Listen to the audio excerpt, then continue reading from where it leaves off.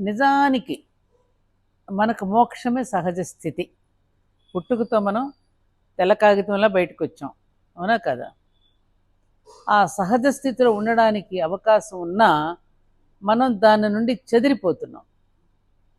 అలా చెదిరిపోతామా ఏమిటి అనిపిస్తుంది. కానీ స్వచ్ఛమైన పాలుంటే కావాలని కాఫీ పొడి కొనుక్కొచ్చి కలుపుకొనిదే మనలో చాలామంది తాగలేకపోతున్నాం కదా.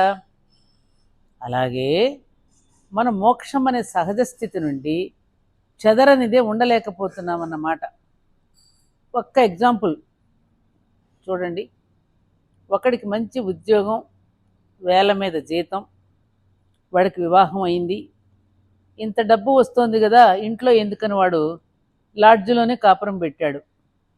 ఆ లాడ్జిలోనే కొడుకు కూడా పుట్టాడు. పుట్టినవాడు అక్కడే పెరిగి పెద్దవాడు అవుతున్నాడు. ఆ పిల్లవాడికి ఒడుగు చేస్తే బాగుంటుందని వాడికి కోరిక కలిగింది. ఒడుగు కదా చేస్తున్నాం, అదేదో మన సొంత ఇంటి దగ్గర చేస్తే బాగుంటుందని పిల్లవాడిని తీసుకుని కారులో బయలుదేరి దంపతులు ఇద్దరు వెళ్ళారు. బంధువులంతా వచ్చారు. ఒడుగు బ్రహ్మాండంగా జరిగింది. ఇలా కొద్ది రోజులు జరిగాక పిల్లవాడు అడిగాడు వాళ్ళ నాన్నని, నాన్న మనం వచ్చి 4 రోజులు అయింది కదా, మన ఇంటికి ఎప్పుడు వెళతాం అన్నాడు. అలాగే మనం కూడా సహజమైన మోక్షస్థితి నుండి చెదిరిపోయి బంధస్థితిలో జీవిస్తున్నాం. బంధస్థితికి అలవాటు పడిన మనకి మోక్షస్థితే సహజమైందంటే నమ్మకం ఎలా కుదురుతుంది? ఈ పిల్లవాడికి అరే ఇది మన సొంత ఇల్లు ఇదేరా అంటే వాడికి నమ్మకం కుదురుతుందా? వాడు పుట్టింది పెరిగింది అలాడ్జిలోనే కదా. అలాగే మనం కూడా అలాగే ఉంటున్నాం. అయితే ఆ మోక్షస్థితి మామూలుగా మనకు అనుభవానికి వస్తూ ఉంటుందా? తప్పకుండా వస్తుంటుంది. మనం ఒక రసవత్తరమైన మంచి సినిమాకి వెళ్ళామనుకో, సినిమా ప్రారంభమయ్యేంత వరకు హాలు, దాని అందచందాలు, ముందు వెనుక ఉన్న మనుషులు, కూర్చోవడానికి వీలుగా లేని కుర్చీలు, వాటిలో నల్లులు అన్నీ కనపడుతూనే ఉంటాయి. కానీ సినిమా ప్రారంభమైన మరుక్షణం నుండి ఈ దృశ్యాలన్నీ క్రమంగా కరిగిపోతున్నాయి. కొంతసేపటికి సినిమా, మనం, సినిమా చూడటం అనే మూడు కూడా ఒకటే అయిపోతున్నాయి. మనమే సినిమాగా, సినిమాయే మనంగా కూడా లీనమైపోతున్నాం.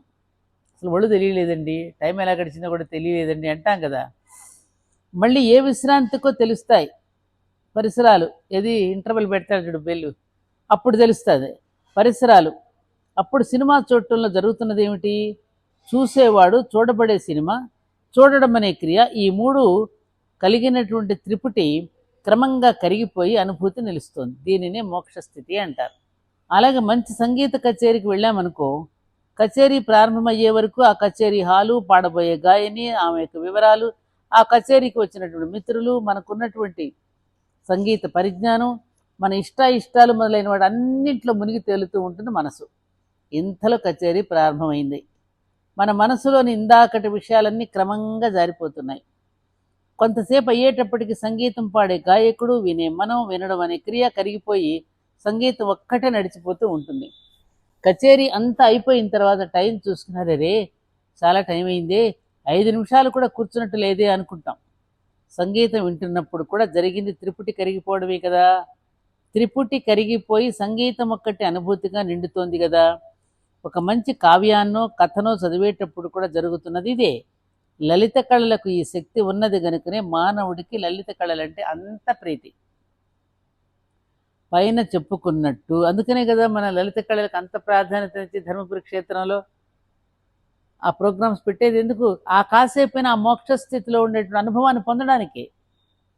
పైన చెప్పుకున్నట్టు ఆ లలిత కళలలో ఆ కొద్దిసేపు అనుభవించిన ముక్త స్థితిని మనం నిరంతరం అనుభవించగలగాలి. అంటే నిత్య జీవితంలో కూడా పైన చెప్పుకున్నట్టు త్రిపుటి కరిగిపోవాలి. మనం చూస్తున్న ప్రపంచం, చూడడం అనే క్రియ కరిగి మూటికి బదులు అనుభూతి రూపంలో మనమే నిలవగలగాలి. అక్కడ ఆ మూడింటికి బదులు అనుభూతి రూపంలో మనమే నిలవగలగాలి. నిజానికి ఉన్న స్థితి అదే. మనం దేనితో చేయబడి దేనిలో ఉంటున్నామో మిగిలిన సృష్టిగా మనం చూస్తున్నది కూడా దానితోనే చేయబడి దానిలోనే ఉంటున్నది. ఈ మొత్తం దేనితో చేయబడి దేనిలో ఉంటున్నదో దానినే దైవం అని పిలిచారు మనవాళ్ళు. ఆ దైవం అంతటా ఉన్నా ఆ సులువు కోసం ఒక మూర్తిలో ఆ దైవాన్ని అనుభవించడం మొదలుపెట్టి క్రమంగా ఆ మూర్తినే అంతటా దర్శించి అంతర్యామిత్వాన్ని అనుభవించగలగాలి. దీనినే కృష్ణుడు అనన్య చింతన అన్నాడు. అనన్యంగా అంటే దైవం తప్ప అన్యం లేదని దర్శించడం మొదలు పెడితే అనన్య భక్తి సిద్ధిస్తుంది. అంటే దైవం తప్ప అన్యం లేదని అనుభవం అవుతుంది. ఆ అనుభవమే మోక్షమని అనుభూతం అవుతుంది. ఇది మోక్షస్థితి అంటే. మోక్షం అంటే ఏమిటో ఇంత సోదాహరణగా మనకు వివరంగా చెప్పారు. ఎవనిచే జనించు జగమెవ్వని లోపల నుండు లీనమై ఎవనియందుడిందు పరమేశ్వరుడెవ్వడు మూల కారణం వెవ్వడనాది మధ్యలయుడెవ్వడు సర్వముదానయైన వాడెవ్వడు వాని నాత్మభవనీశ్వరునే శరణంబు వేడెదన్. The total essence of Vedas ఉపనిషత్తులు ఈ పద్యంలో ఇమిడిపోయి ఉన్నాయి నాన్న.